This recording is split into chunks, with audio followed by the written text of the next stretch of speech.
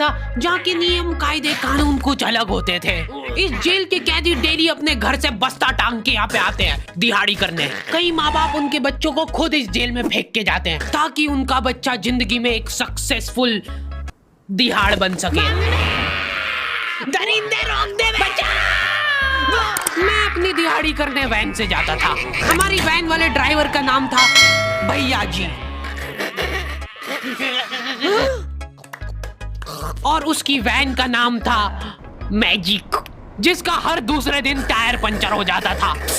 बच्चे लोग स्कूल जाके पढ़ना सीखे ना सीखे टायर पंचर बनाना जरूर सीख जाते थे। लेकिन भैया जी से मेरा अलग अटैचमेंट था। उनसे मेरे को दिल से नफरत थी। ये आदमी सुबह 5 बजे आके मेरे घर के सामने हॉर्न बजाता था। अरे भैयू, ओए भैयू, जल्दी से तैयार हो जा बेटा, 5 मिनट में निकलना है फटाफट। 9 बजे का स्कूल है यार हमारा। लेकिन ये आदमी सुबह सबसे पहले आके मेरे को लेता था। उसके बाद हम 3-4 घंटे पूरे शहर भ्रमण पे निकलते थे। शहर के पूरे आखिरी कोने से बच्चे ले लेके आता था ये आदमी। जहाँ पे वैन जा भी नहीं सकती उधर कूदा कूदा के ले जाता था ये, और फिर टायर पंचर हो जाते थे। शाम पड़े वापस से हमको घर घर छोड़ के आता था ये। जिंदगी बर्बाद कर दी थी भैया जी ने मेरी। सबसे पहले लेते थे और सबसे आखिर में छोड़ते थे। लेकिन मैं फिर भी उसी वैन में जाता था क्योंकि चमेली भी हमारी वैन में आती थी। और बात यह है कि वो मेरे पास ही बैठती थी, मतलब मजबूरन। उसके पास और कोई ऑप्शन ही नहीं बचता था और मैं बचाता भी नहीं था। मैं घर पे जाते से जो 2-3 घंटे मेरे को सोने के लिए मिलते थे उसमें सोता नहीं था और मैं प्लानिंग करता था कि कैसे चमेली सिर्फ मेरे पास बैठे। चमेली सबसे आखिर में आती थी और मैं सबसे पहले सुनसान वैन में चढ़ के बस्ता अपने पास में रख के और फसर के सो जाता था।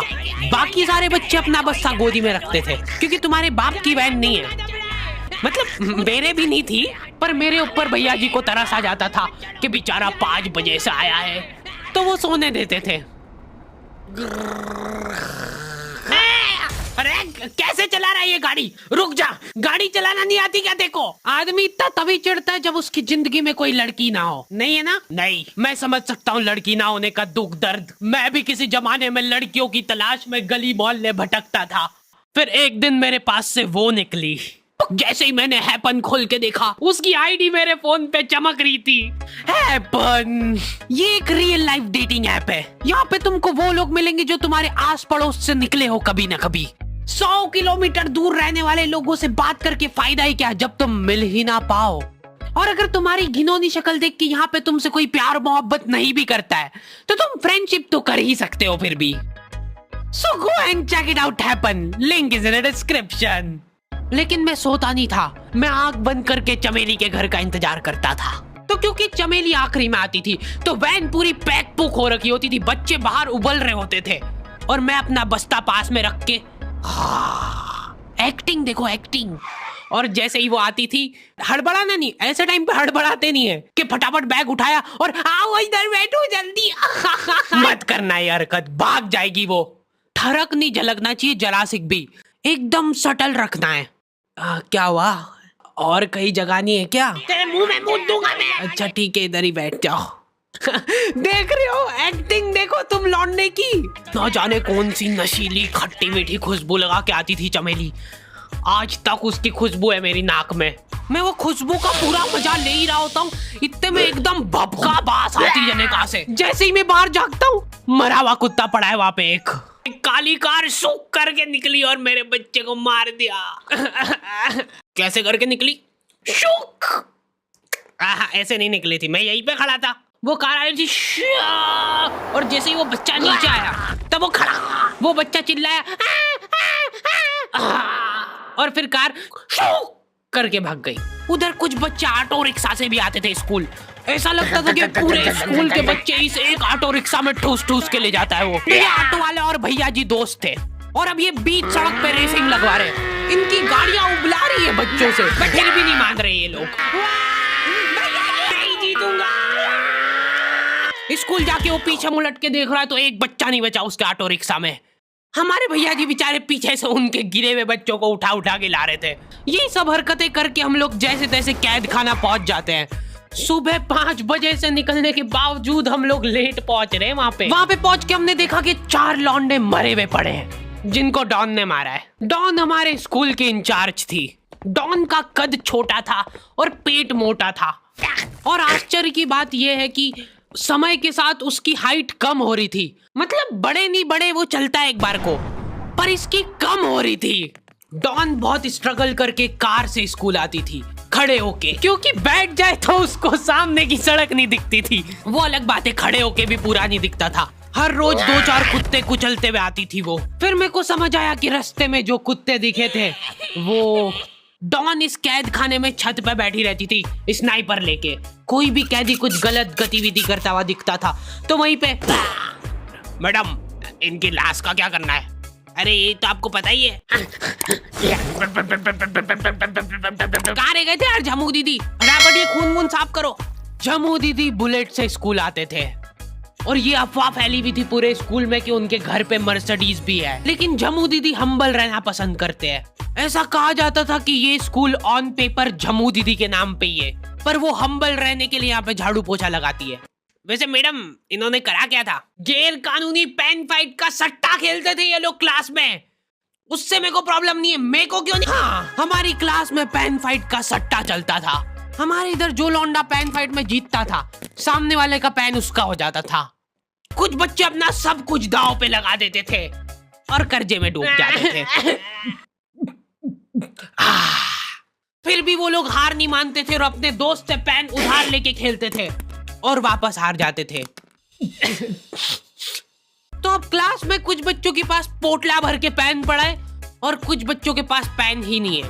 पेन इस कैद खाने की करेंसी थी। जिसके पास जितने महंगे पेन वो उतना रईस। यहाँ पे ब्लैक में पेन इधर उधर होते थे। नॉर्मल लोगों के पास होते थे 5 रुपए वाले जीफी जेल, जो कि तुम एक पन्ने पे लिखोगे तो पीछे 10 पन्ने तक छप जाएगा। और उनसे भी गए बीते लोग होते थे जो 3 रुपए वाला यूज एंड थ्रो लेके आते थे और उससे भी उनकी अच्छी राइटिंग आ जाती थी। बहुत चिढ़ मचती थी यार मेरे को उनसे। और कुछ चुनिंदा रईस लोग होते थे जिनके पास होता था ट्राईमैक्स। हर बच्चे का सपना होता था कि उसके पास एक ट्राईमैक्स हो, साथ में आसपास 2-4 लड़कियां हो। मेरे को प्लीज मेरे को यहाँ पे ऑटोग्राफ दे दो। ये लो ट्राईमैक्स किंग के। ये ट्राईमैक्स क्या बात कर रही है? सही में एकदम रईस लोग ही अफोर्ड कर पाते थे ट्राईमैक्स। वो बाबड़े भी एक एक अक्षर लिख के रिफिल खोल के देखते थे। खाली हो रही है तो एक बार एक रईस बच्चे का ट्राईमैक्स चोरी हो गया। पूरे स्कूल में हाहू मच गई थी। वो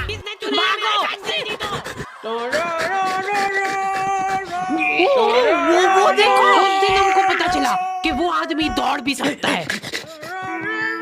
हमारे स्कूल में कुछ भी कांड हो रहा है, ये आदमी सबसे पहले दौड़ के आएगा। पूरा बैग खोल चोर, और बच्चों के बैग चेक करेगा। स्कूल वालों को भी इसकी सैलरी देते वक्त सबसे ज्यादा आग खरती है। सैलरी किस चीज की? इस आदमी की शक्ल देख के ऐसा लगता था कि ये स्पोर्ट्स की आड़ में वैन वालों के साथ मिलके बच्चों की स्मगलिंग करता है। इस महान आदमी का नाम था भूषण। इसने अपनी जांग पे टैटू करा रखा था, भू अलग जांग पे, सड़ अलग जांग पे। सर कल से खो खो खेलने के लिए कितनी बजे आना है? वो तो बैग चेक करा पहले तू। इन्होंने पूरे कैद खाने के कैदियों को लाइन से खड़ा कर दिया है। पेन हमारी क्लास के बच्चे का गुमा है और पूरे स्कूल में ढूंढ रहे हैं लोग। आखिरी में पता चलता है कि वो बच्चा घर पे भूल के आ गया था उसका पेन। सॉरी बेटा, एक फेट में मुंह देगा।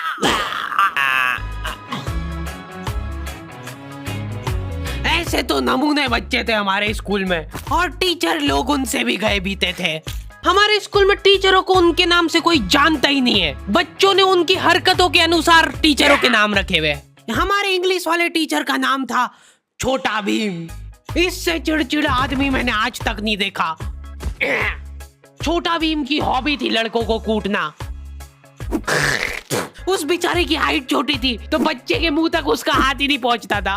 बेचारा उचक उचक के मारता था, फिर भी कमर तक ही हाथ पहुंच पाता था उसका। एक पॉइंट पे मेरे को ऐसा लगने लग गया था कि उसको सैलरी लड़कों को कूटने की मिल रही है। कभी किसी बच्चे को बहुत ज्यादा मार दिया, घायल हो गया वो बेचारा, ये लो आपका एक्स्ट्रा बोनस। होमवर्क तुम्हारा बाप करेगा क्या? सर मेरे पापा मर गए थे। तू भी मर जा। ये लो। अरे वाह, नहीं चल रही, सांस तो नहीं चल रही है। हाँ कंफर्म मर चुका है ये। ओह ये लो आपका प्रमोशन हो गया है। लड़कियों से उसका अलग अटैचमेंट था। कौन सा परफ्यूम लगा के आई हो? सर थोड़ा दूर रहो। अरे मैं कुछ कर थोड़ी ना। भोली सी सूरत और आंखों में ठरक लेके स्कूल आ जाता था ये daily. So this means that he will jump over it and then he started. ये आदमी इंग्लिश को इंग्लिश में ही ट्रांसलेट करके चल जाता था हमारी नंगी आंखों के सामने।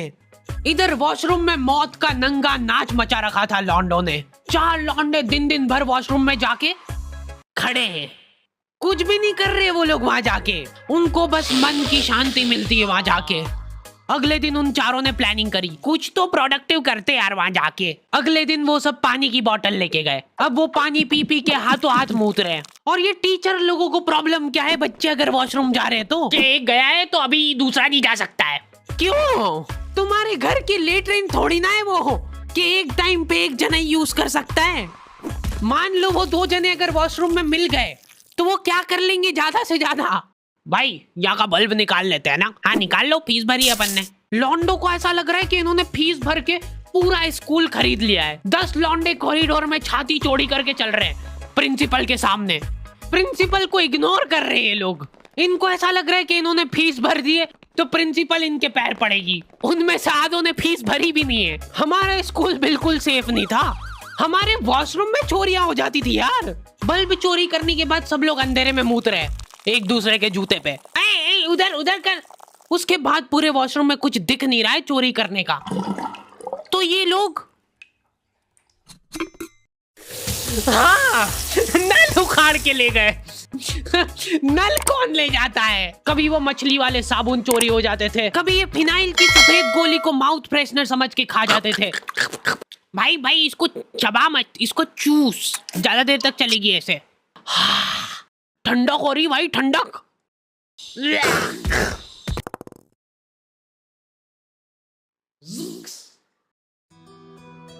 ओके तो दी एंड हो चुका है।